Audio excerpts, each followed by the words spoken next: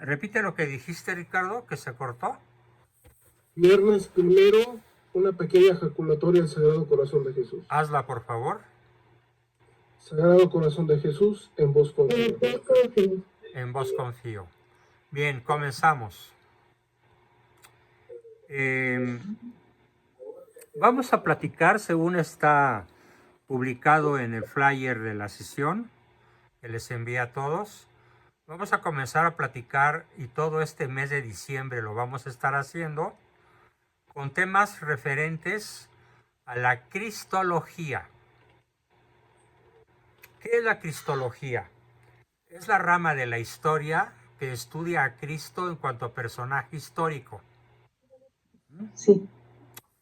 Porque la teología se ocupa de Cristo en cuanto a Dios, y sus argumentos son estrictamente teológicos. Pero eso lo vamos a ver después. Quiero comenzar el mes de diciembre, en el cual coincide con la celebración de la Natividad o Navidad, la noche del 24 y el 25 de diciembre, con el nacimiento de nuestro Redentor. Quiero comenzar esta serie de charlas con el enfoque estrictamente histórico. Es decir, vamos a enfocar la existencia de Cristo como se enfocaría la existencia de Hernán Cortés, o del Cid Campeador, o de Carlomagno, o de cualquier otro personaje que haya pasado por la historia y que haya dejado suficiente huella. ¿Cuál es la justificación de este tema? Pues la justificación de este tema es que pero muy pocos católicos podrían defender con nivel de certidumbre, de certeza, que en efecto Cristo es un personaje real, que pisó la tierra, que navegó en el mar de Tiberíades, que multiplicó los peces y los panes, que vivió como cualquier ser humano, con un cuerpo de 1,90 probablemente, atlético, indoeuropeo o ario, o palestino o judío. De hecho, pues judío, aunque los judíos ya sabemos que vienen en gran medida de algunos lugares del centro de Europa.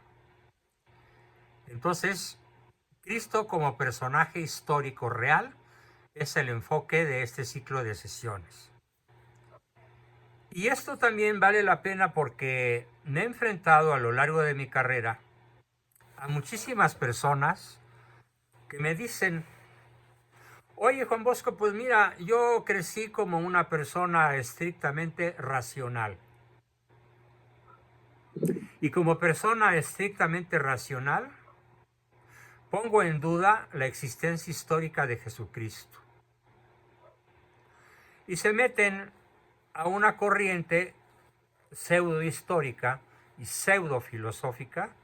Pseudo quiere decir falsa, o sea, falsamente filosófica y falsamente histórica, que fundó un señor de apellido Bauer en Alemania, que nació en 1809 y murió en 1882, de 79 años. No, de 69. Sáquenme la cuenta, por favor. Y otros de la escuela de otra ciudad alemana, que es la escuela de Tübingen. Y para estos señores, cuya corriente funda ese señor Bauer en Tübingen, Alemania, Jesucristo es tan solo un símbolo. No, Tübingen, no Tübingen. Se escribe Tübingen, Tübingen. Probablemente hay otra ciudad que se llame como la escribió Ricardo, pero me estoy refiriendo, así como ahora la escribe correctamente, a Tübingen. O Tübingen, porque parece ser que en alemán pues no hay acentos como en español. Bueno, pues para esta escuela Jesús es tan solo un símbolo inventado por la primera comunidad cristiana. Sin embargo, la historicidad de Jesús está más documentada que muchos grandes personajes de la historia. O sea, hay más fuentes para demostrar la existencia histórica de Cristo que probablemente la existencia de personas que tuvieron mucho peso en la historia antigua, en la Edad Moderna, en la Edad Media o en la actualidad. Vamos a ver primero las manifestaciones no cristianas. ¿Qué nos dicen los historiadores no cristianos? Cornelio Tácito fue un historiador romano y escribe sobre Jesús en su libro denominado Anales. La palabra anales tiene un sonido igual, idéntico a aquello que se refiere al ano, pero en este caso, anales está manejado como una especie de memorias. Los anales o memorias. Nada que ver con el cuerpo humano y ahí donde la espalda pierde su respetable nombre. No, anales. Él escribe sobre Jesucristo en el año 116. En el libro 15, capítulo 44, porque es una obra gigantesca, nos cuenta literalmente, lo cito, aquel de quien procede ese nombre de cristianos fue Cristo. Estoy leyendo a Tácito, quien fue entregado al suplicio siendo emperador Tiberio por el procurador o gobernador ecuestre de Judea llamado Poncio Pilato. Lo escribe en latín: Auctor nominis eius Christus Tiberio, imperante per procuratorem Pontium Pilatum, supplicio adfectus est.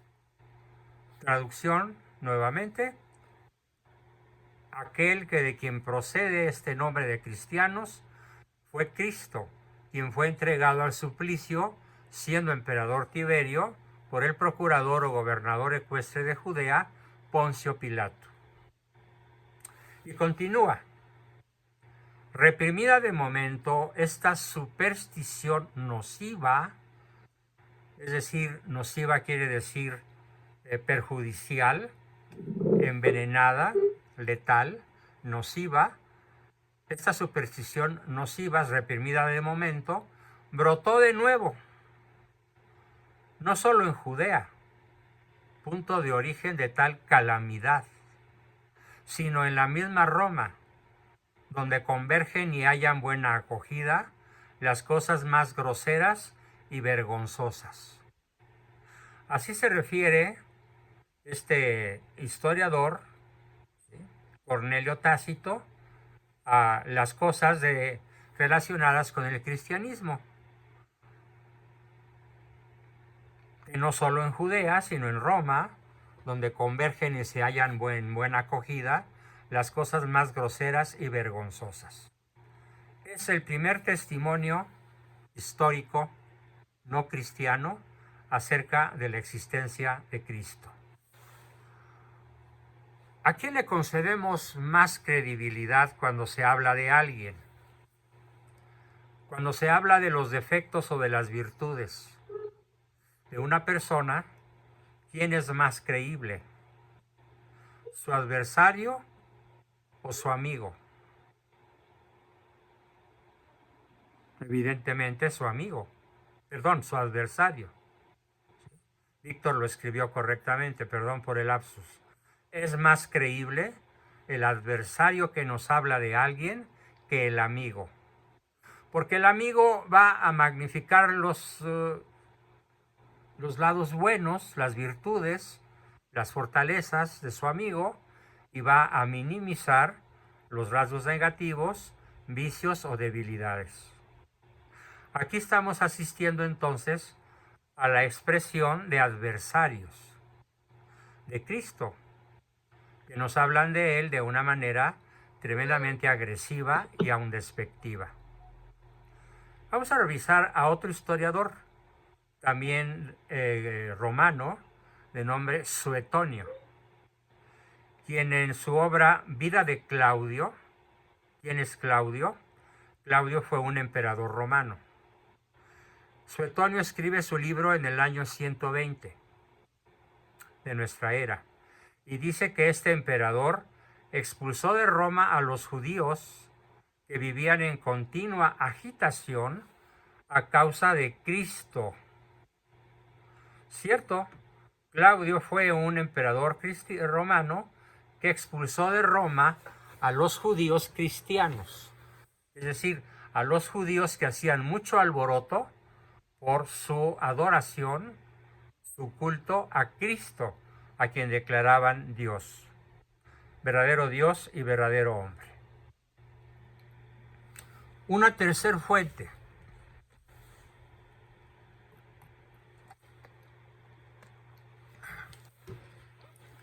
La tercera fuente que hoy voy a citar es la de Plinio, P-L-I-N-I-O, Plinio el Joven, gobernador de Bitinia, una provincia romana, quien en el año 112 encarta al emperador Trajano.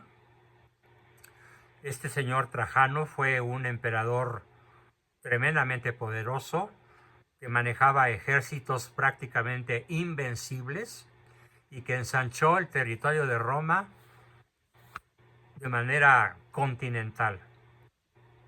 Pues Plinio el Joven, gobernador de Bitinia, le escribe a Trajano, emperador romano, diciéndole: los cristianos tienen por costumbre reunirse en un día determinado, o sea, los domingos, fíjense, los domingos, al amanecer, para alabar a Cristo, a quien consideran su Dios.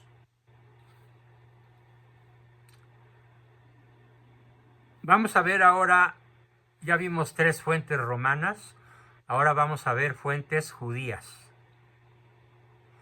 Pero son judíos que no eran cristianos. Son judíos, como lo vamos a ver, que incluso detestan a Cristo. Por lo tanto, su testimonio es más valioso que si fueran cristianos. La primera fuente judía que voy a citar es la de Flavio Josefo. Por cierto, la familia Rivas lo escribió hace unos cuantos segundos en el chat, diciendo que Flavio Josefo, que era un historiador judío romanizado, fue uno de los escasos judíos que en los primeros siglos escribieron sobre Jesús. Ojo, esto se entiende porque lo habían rechazado. O sea, Flavio Josefo escribe de Cristo, pero en un tono de rechazo. Porque quienes, siendo judíos, lo aceptaron, escribieron no como judíos, escribieron como cristianos, cual es el caso de San Pablo. Los judíos lo negaron, sin embargo, los judíos no negaron, sin embargo, que Jesús hubiese existido. Hablaron muy mal de él, hablaron pestes de él, pero eso le da al testimonio histórico muchísimo más valor que si hubieran hablado a favor.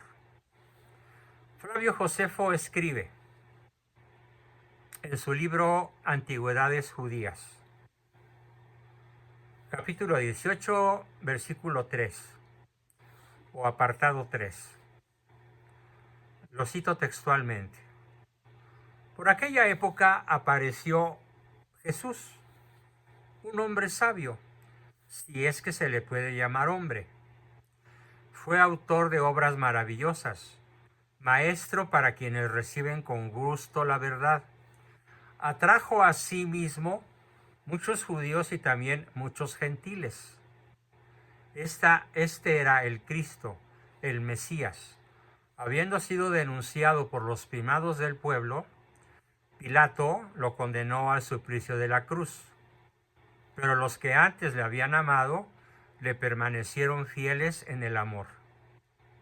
Se les apareció resucitado al tercer día, como lo habían anunciado los divinos profetas, que habían predicho de él esta y otras 1000 cosas maravillosas. De él tomaron su nombre los cristianos, cuya sociedad perdura hasta el día de hoy. Estamos hablando de aproximadamente 120 años después de Cristo. Y continúa, y vuelvo a citarlo. Entre tanto subió al pontificado, según dijimos, Anás. Acuérdense, Anás y Caifás, los sacerdotes y fariseos que juzgan a Cristo. Anás, el más joven, de índole feroz y extremadamente audaz. Dado este su carácter, pensando que había llegado el momento oportuno, Anás convocó al consejo de jueces y, haciendo presentar a juicio a un pariente del que llamaban Cristo, nombrado por Santiago, y a algunos otros con él, habiéndolos acusado de reos violadores de la ley, los condenó a ser apedreados. Es la ocasión en la cual Cristo escapa del apedreamiento al cual había sido decretado contra él y otros cristianos por Anás. Es asombroso la cantidad de palabras que este historiador Flavio Josefo, famosísimo historiador judío romanizado, escribe en su libro de Antigüedades Judías.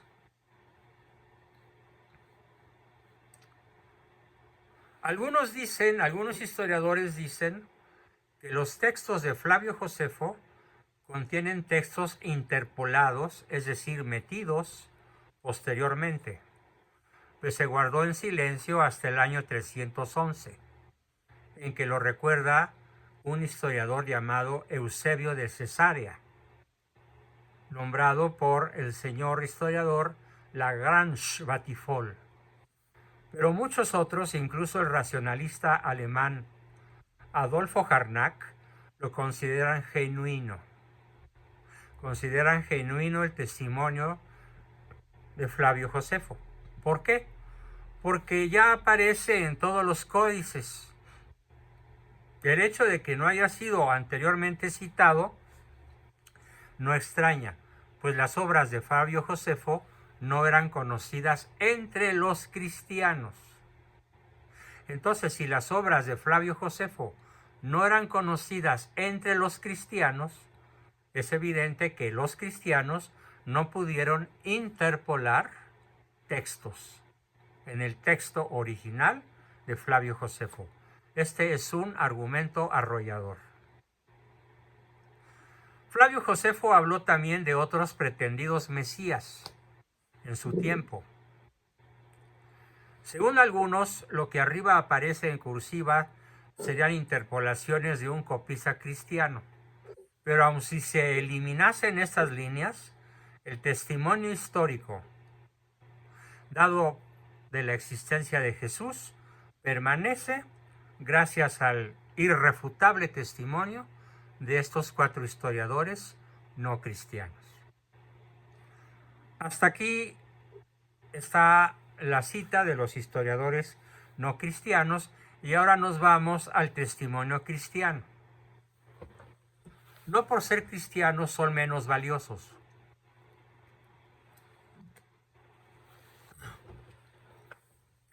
¿Por qué? Porque han resistido la crítica histórica. Uno de los elementos que más exige la crítica histórica es que lo que cuentan historiadores acerca de un solo tema, por ejemplo, que en este caso Cristo, haya sido escrito por personas de razas distintas, nacionalidades distintas, que fueron contemporáneos, pero que no se conocieron entre sí. Y dado el hecho de que no se hayan conocido entre sí, quiero que piensen todos en el enorme valor histórico que esto representa. Vamos a ver primero el testimonio de San Pablo.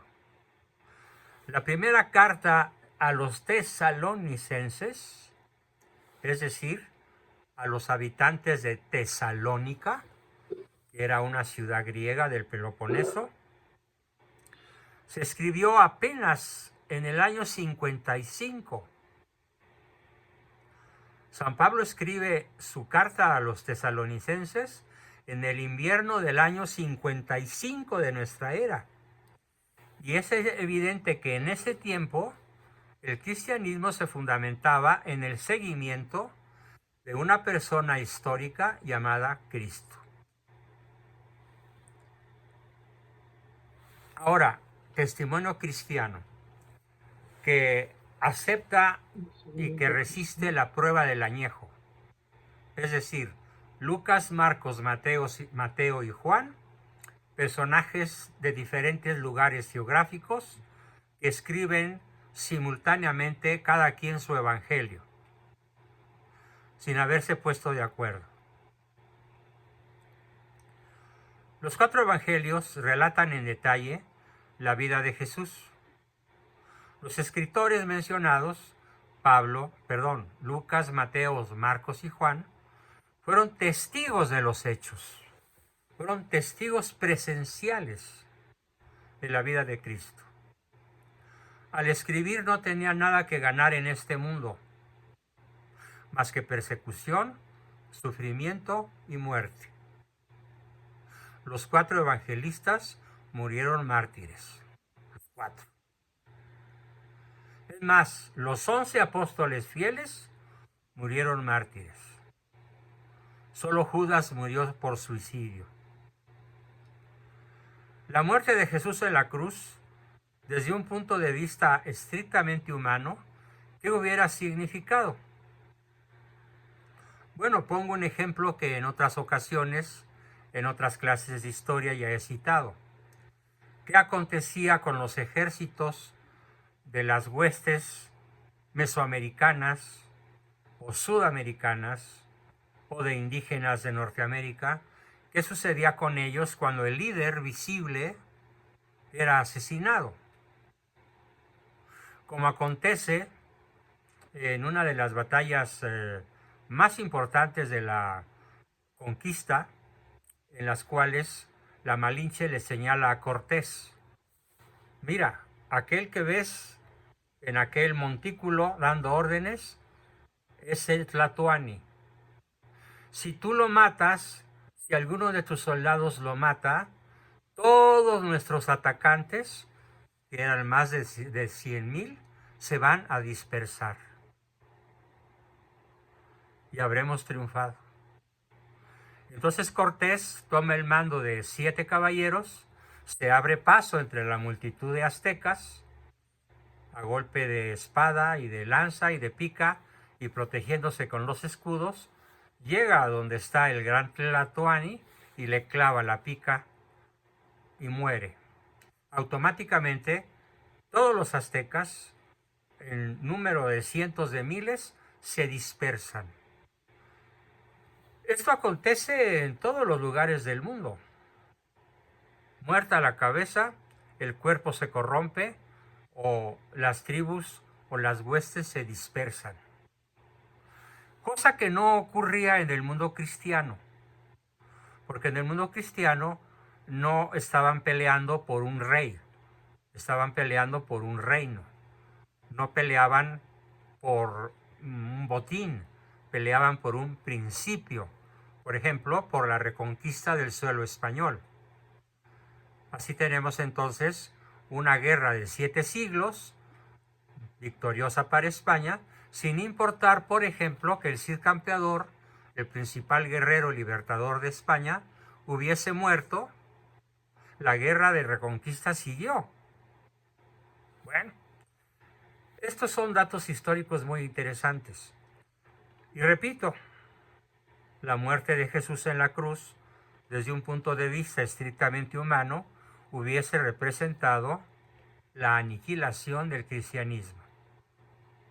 Sin embargo, ocurrió todo lo contrario. Algo ocurrió, dicen los historiadores, claro, no sabían qué ocurrió, que fue la llegada del Espíritu Santo en Pentecostés, que llenó a los apóstoles de valor, los llenó de audacia y les concedió el don de lenguas. Vale la pena aquí hacer una aclaración acerca de lo que es el don de lenguas. El don de lenguas no consiste en empezar a decir disparates, cháscala, máchala, újala, cacá, no. Eso no es el don de lenguas. El don de lenguas estrictamente consiste en que yo hablo español, por ejemplo, pero entre mis interlocutores existen 100 etnias diferentes, cada una con su lenguaje, cada una con su dialecto. Y el don de lenguas consiste en que cada uno de ellos, cada uno de esos personajes de lenguaje o dialecto distinto, me va a escuchar hablar en su lengua, no en la mía. Así el rarámuri me escuchará en rarámuri,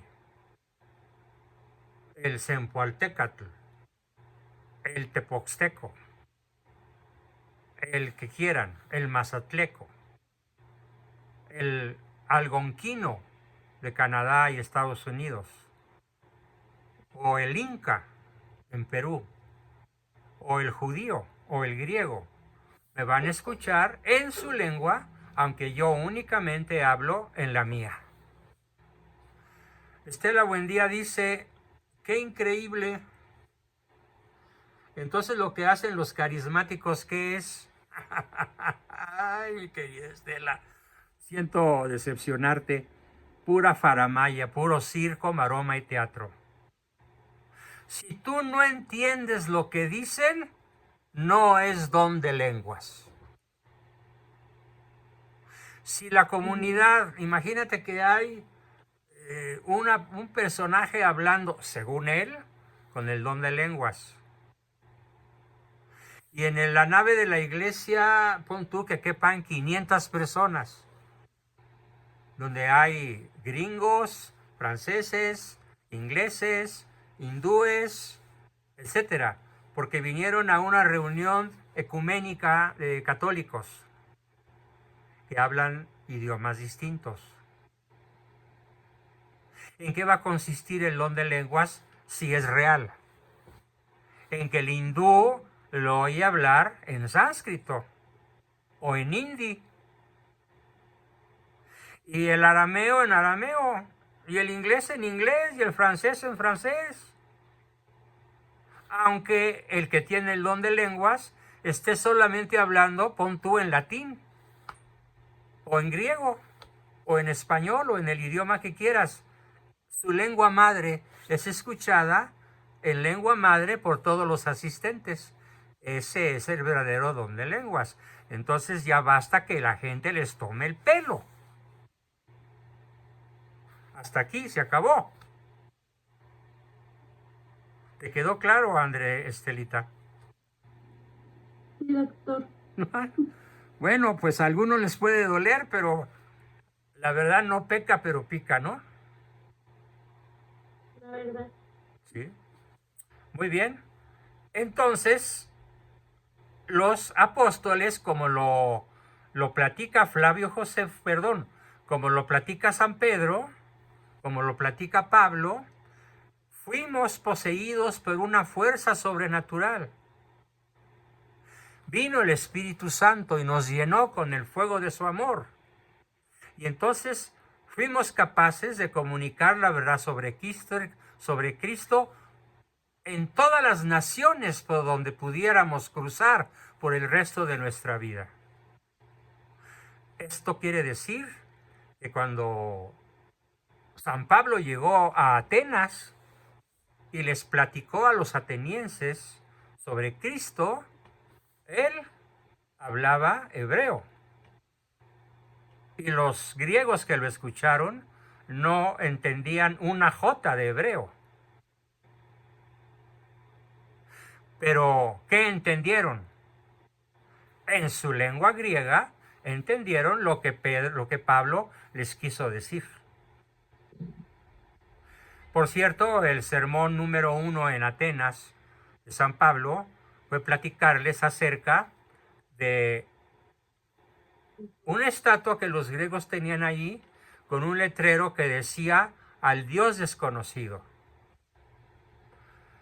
Y Pablo les dijo, ese Dios desconocido es del que les vengo a hablar. Se llama Cristo y dio la vida por ustedes y por mí. ¿En qué idioma se los dijo? En arameo. ¿En qué lengua lo escucharon? En griego. Ese es el don de lenguas. Por eso el cristianismo se extendió como un fuego tremendo.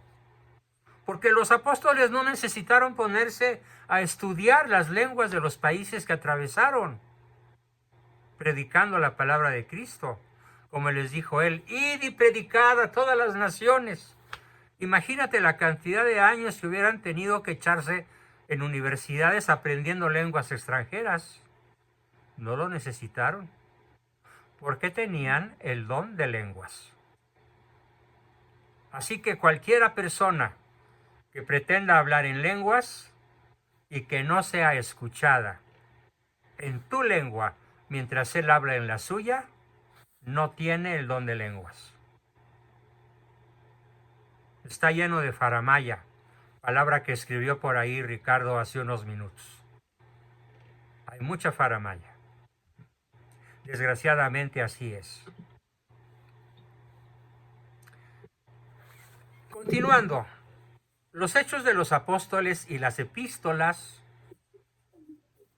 enseñan la importancia no solo de una vida ético-moral, sino de una adhesión a la persona de Jesús. No se trata entonces de creer en Cristo, sino de creerle a Cristo. Es muchísimo más profundo, muchísimo más comprometedor creerle a Cristo que creer en Cristo.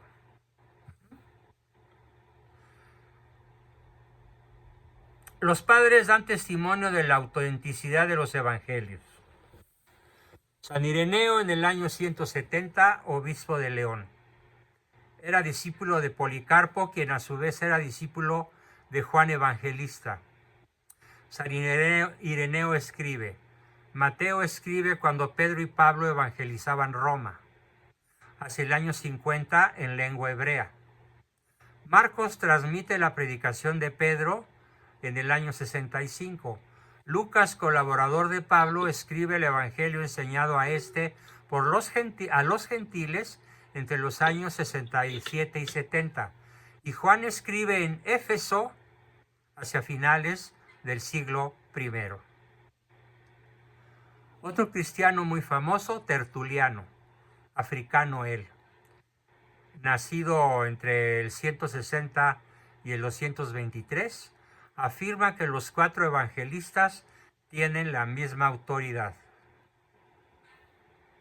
para explicarnos la existencia de Cristo, su divinidad y su humanidad.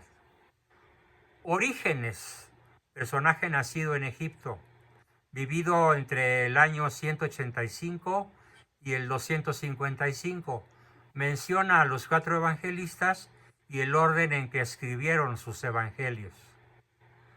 Otro, Clemente Alejandrino, acerca del año 200, relata sobre los 4 evangelios, sobre los cuales conoce una imbatible tradición.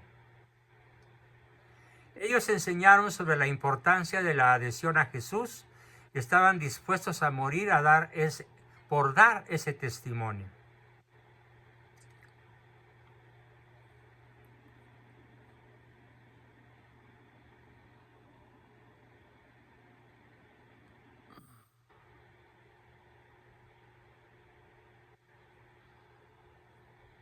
Dice Ricardo que hay otro don de lenguas, que es el de ser entendido y entender numerosas lenguas, y este también lo he visto en persona.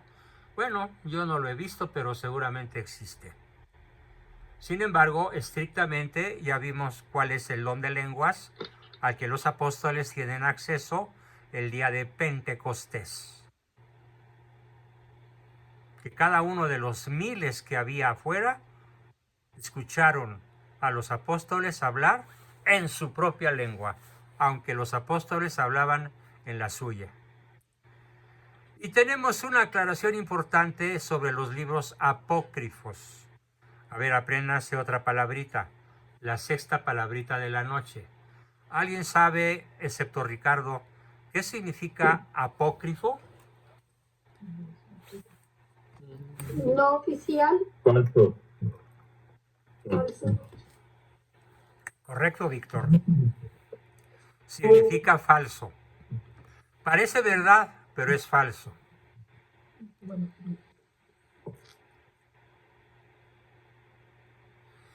Como el Padre Pío, dice Amparo Arredondo, que confesaba a personas de diferentes nacionalidades sin saber otros idiomas.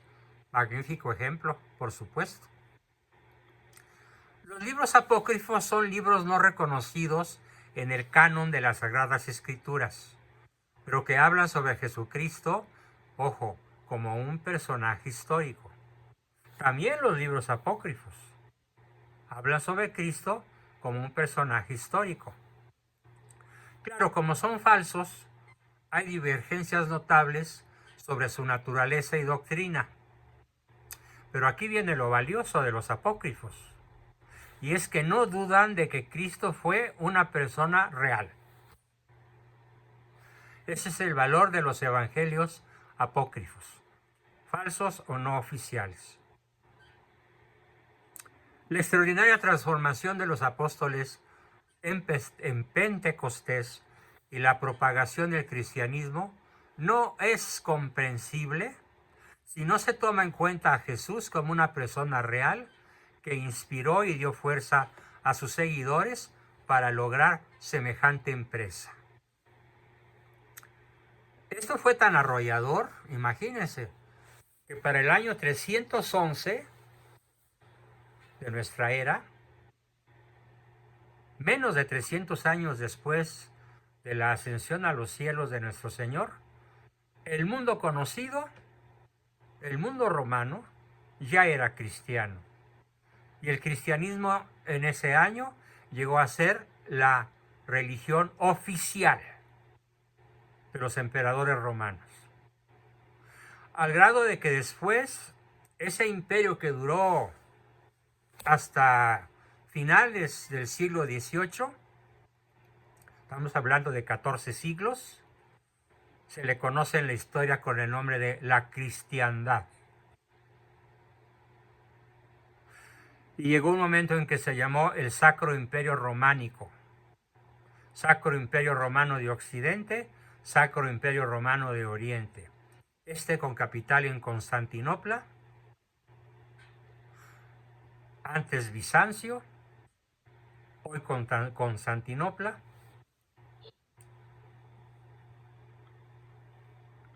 Entonces, desde el primer siglo hasta hoy, todos los que le abrimos nuestro corazón y creemos en Él, recibimos la gracia de conocerle de una manera real y poderosa, que transforma radicalmente nuestras vidas, haciéndonos posible participar en la vida divina. Somos los verdaderos testigos de Cristo vivo. Claro, no faltan los que rechazan a Cristo y han anunciado la desaparición del cristianismo. Pero debo decir con bastante sorna y sarcasmo incluso, que mientras ellos desaparecen y se mueren, la iglesia imbatible continúa. Y como lo dijo el cardenal que se enfrentó a Napoleón, el cual le había dicho que ahora sí iba a destruir a la iglesia, el cardenal le dijo: mira, petit homme, mira, chaparrito, petit homme, si nosotros desde adentro no la hemos podido destruir, tú, petit homme, ¿crees que la vas a destruir? Y rodó las escaleras muerto de la risa. Así que probablemente el mejor ejemplo de lo que acabo de decir es nada menos que el Beatle, figura que para mí resultó a lo largo de mi adolescencia de mi juventud, porque ellos empiezan a ser conocidos cuando yo cumplí 17 años. E inmediatamente que los escuché y los conocí, los repelí con toda mi fuerza. John Lennon decía, y por eso lo repelí, miembro de los Beatles, el cristianismo va a acabar, el cristianismo se va a encoger, el cristianismo va a desaparecer.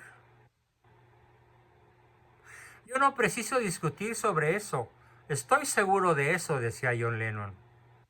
Jesús fue bueno, pero sus disciplinas muy simples. Hoy nosotros somos más populares que Cristo. Lo dijo en 1966. Bueno, hoy John Lennon está muerto, ya rindió cuentas, y el cristianismo, el catolicismo, sigue rampante, avanzando y conquistando cada vez más personas de buena fe en todas las regiones de la tierra, en todos los continentes y de todos los credos. Esa es la primera aproximación a Cristo, personaje histórico. En próximas sesiones, también los viernes, habrá otros enfoques, también históricos, pero hoy nos tocó revisar los testimonios históricos de historiadores no cristianos y el testimonio de historiadores cristianos. Bien, hasta aquí la exposición de hoy y comenzamos como siempre con preguntas, aportaciones, dudas y demás.